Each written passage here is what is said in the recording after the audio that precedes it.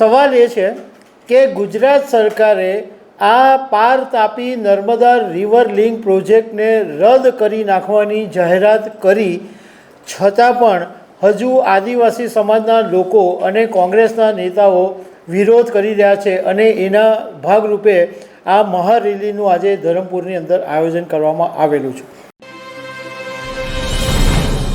આજે ગુરુવારના દિવસે દક્ષિણ ગુજરાતના ધરમપુરની અંદર આદિવાસી સમાજના લોકો ટ્રકો ભરી ભરીને ભેગા થઈ રહ્યા છે, કારણ કે પાર તાપી નર્મદા રિવર લિંક પ્રોજેક્ટનો વિરોધ કરવાનો છે અને કોંગ્રેસના નેતાઓ પણ આ મહારેલીની અંદર જોડાઈ રહ્યા છે।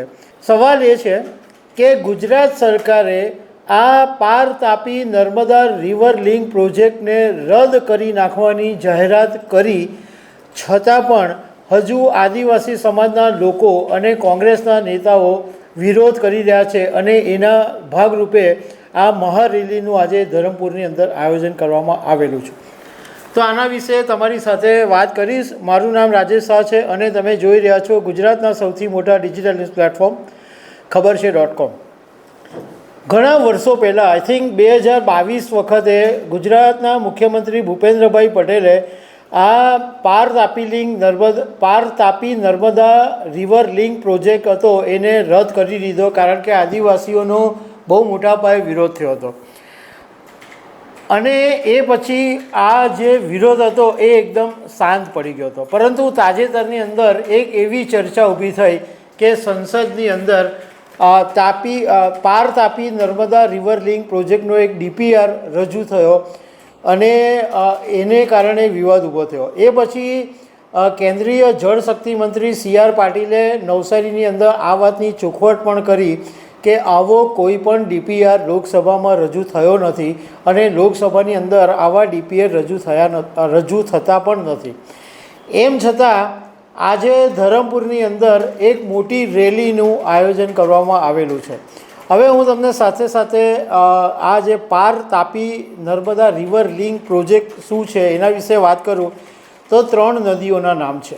એક પાર નદી છે જે નાસિકના મહારાષ્ટ્રમાંથી વહી અને વલસાડ તરફ વહે છે। એક તાપી છે જે સાપુતારામાંથી નીકળી મહારાષ્ટ્રમાં છે અને સુરતમાં પણ વહે છે। અને નર્મદા જે મધ્યપ્રદેશમાંથી વહે છે અને ભરૂચમાં પણ વહે છે। આ જે 3 નદીઓ છે પાર તાપી અને નર્મદા, એની ઉપર 9 ડેમ બનાવવાની યોજના હતી અને આ ડેમ ગુજરાત અને મહારાષ્ટ્ર 2 જગ્યાએ બનાવવાનો સરકારની યોજના હતી। સરકારની ધારણા એવી હતી કે આ ડેમ બનાવવાને કારણે મુંબઈ અને કચ્છના વિસ્તારોની અંદર પાણી મોકલી શકાય અને વીજળીનું પણ ઉત્પાદન કરી શકાય। પરંતુ વિરોધ એટલો બધો થયો અને વિરોધ પાછળનું કારણ એમ છે કે એક ઝરી ડેમ છે એ નાસિકમાં બનવાનો છે અને એની અંદર 7 ગામો ખાલી કરવા પડે એવું છે।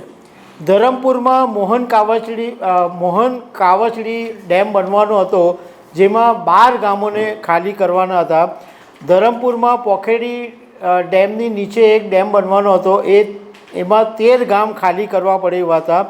ધરમપુરમાં ચાસ માંડવા જે આ બનવાનો હતો ડેમ, એમાં 14 ગામો ખાલી કરવા પડે એમ હતા। ડાંગના વઘઈની અંદર ચિકાર ડેમમાં 12 ગામો ખાલી કરવા પડે એવી નોબત ઊભી થઈ હતી। વઘઈની અંદર જ ડાબંદર ડેમમાં 18 ગામ ખાલી કરવા પડે એવી સ્થિતિ હતી અને વ્યારા કેળવણી ડેમ એમાં 23 ગામો ખાલી કરવા પડે એવું સ્થિતિ હતી। એટલે ટોટલ જે 9 ડેમ બનવાના હતા એમાં 118 ગામો ખાલી કરવા પડે અને લગભગ 5 લાખથી વધારે લોકોને એક જગ્યાએથી બીજી જગ્યાએ વિસ્થાપિત કરવા પડે। એટલે જ્યાં ડેમ બનવાનો છે જે 9 વિસ્તારોની અંદર, એમાં મોટે ભાગનો જે વિસ્તાર છે એ આદિવાસી વિસ્તાર છે અને આદિવાસી સમાજના લોકોનું કહેવું એમ છે કે અમારે ડેમ જોઈતો જ નથી।